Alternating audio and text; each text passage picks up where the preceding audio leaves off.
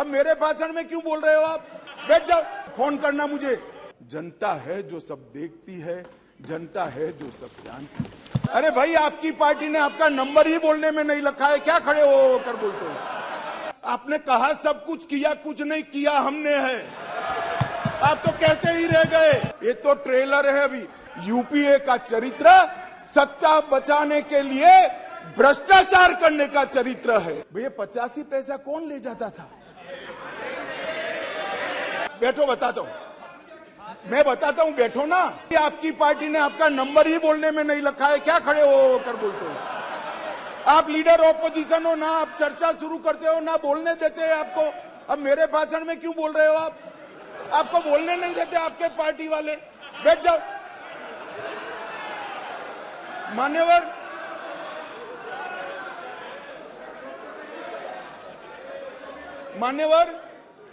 आने वाले दिनों में, मान्यवर आने वाले सालों में और आने वाले दशकों में दुनिया के अर्थतंत्र का, दुनिया भर के अर्थतंत्र के जो महत्वपूर्ण क्षेत्र है, वो सब में दूरदर्शितापूर्ण फैसले लेकर मोदी जी ने सटीक नीतियां बनाकर भारत को इसके अंदर एक फाउंडेशन डालने का काम समाप्त कर दिया। चाहे ग्रीन हाइड्रोजन हो, चाहे इलेक्ट्रिकल व्हीकल हो, चाहे अंतरिक्ष हो, चाहे डिफेंस का प्रोडक्शन हो।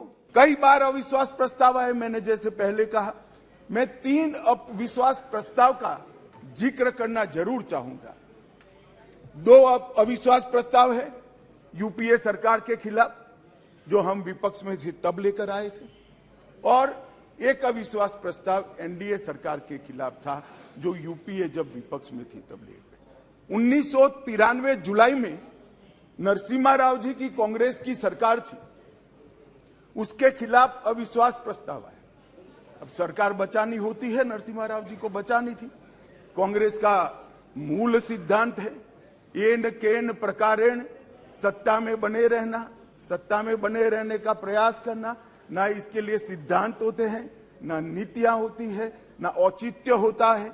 मान्यवर, नरसिम्हा राव जी की सरकार अविश्वास प्रस्ताव जीत गई और बाद में कई लोगों को जेल की सजा हुई, स्वयं नरसिम्हा राव जी को हुई, क्योंकि झारखंड मुक्ति मोर्चा को घूस देकर अविश्वास प्रस्ताव पर विजय प्राप्त करी। आज कांग्रेस भी है, कांग्रेस भी वहां बैठी है और झारखंड मुक्ति मोर्चा भी वहां बैठा है। मान्यवर, 2008 में मनमोहन सिंह जी विश्वास प्रस्ताव लेकर आए। विश्वास प्रस्ताव के वक्त भी एक बार यहां पर बरोबर देश में वातावरण हो गया था कि इनके पास बहुमत नहीं है, बहुमत था भी नहीं। और मान्यवर, इस सदन ने उस वक्त सबसे कलंकित घटना देखनी पड़ी। सांसदों को करोड़ों रुपए की घूस देनी पड़ी और हमारे ऑनेस्ट सांसद वो रुपया लेकर पीठ के सामने आए और कहा कि हमें संरक्षण चाहिए, हमें रुपया ऑफर किया गया और वो सरकार बचा ली। तो एक तो चरित्र है यूपीए का, सरकार के सामने अविश्वास का प्रस्ताव आए या कोई अविश्वास का प्रस्ताव न लाए, इसलिए विश्वास का प्रस्ताव वो स्वयं लाए।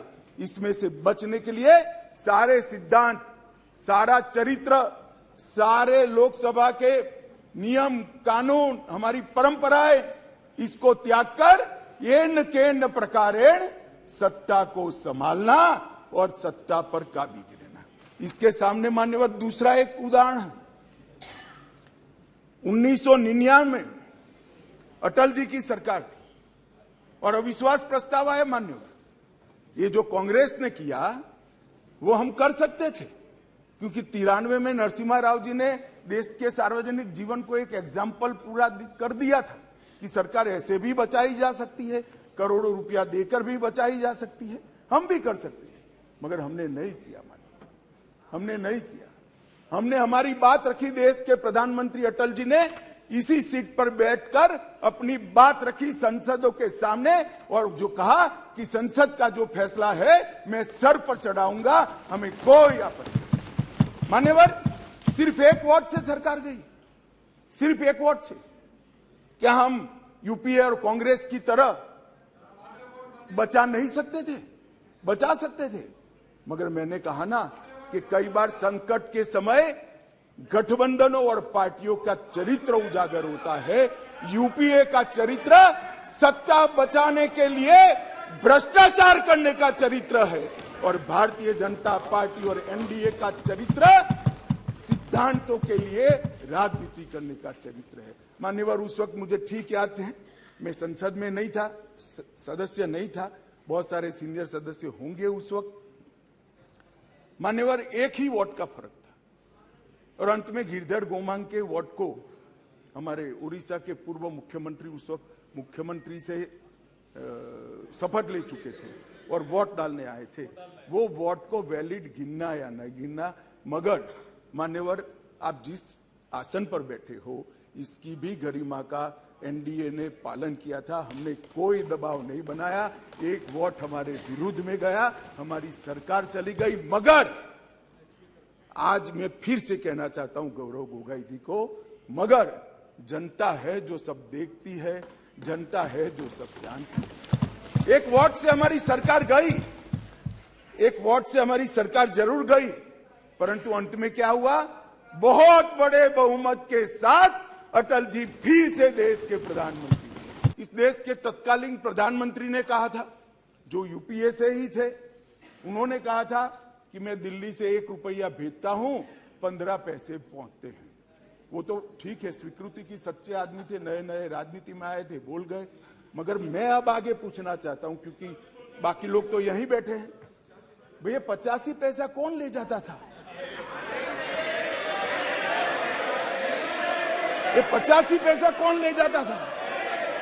मान्यवर, 85 पैसा ये ले जाते थे जिनको इसके अंदर कटकी और बटकी करनी थी। मान्यवर, जो जन धन योजना का विरोध कर रहे हैं वो 85 पैसा एंजॉय करने वाले लोग हैं, क्योंकि अब भारत सरकार रुपया भेजती है तो सीधा रुपया पहुंच जाता है। कांग्रेस की तरह नहीं 85 पैसा, सीधा रुपया गरीब के घर में पहुंच जाता है। मान्यवर,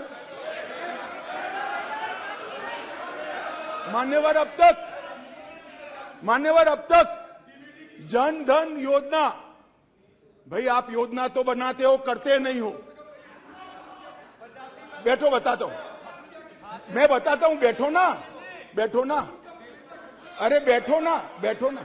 मान्यवर कह रहे डीबीटी किसने चालू किया, अब कहेंगे जीएसटी किसने चालू किया, अब कहेंगे गरीबी हटाओ किसने कहा। आपने कहा सब कुछ किया, कुछ नहीं किया हमने है। आप तो कहते ही रह गए। मान्यवर, 25 लाख करोड़ रुपया इस देश की 130 करोड़ की जनता इसको सीधा प्रसारण देख रही। मैं आपके माध्यम से देश की जनता को बताना चाहता हूं, 1 पैसे के कमीशन के बगैर, कटकी के बगैर 25 लाख करोड़ रुपया देश के गरीबों के बैंक अकाउंट में सीधा ट्रांसफर।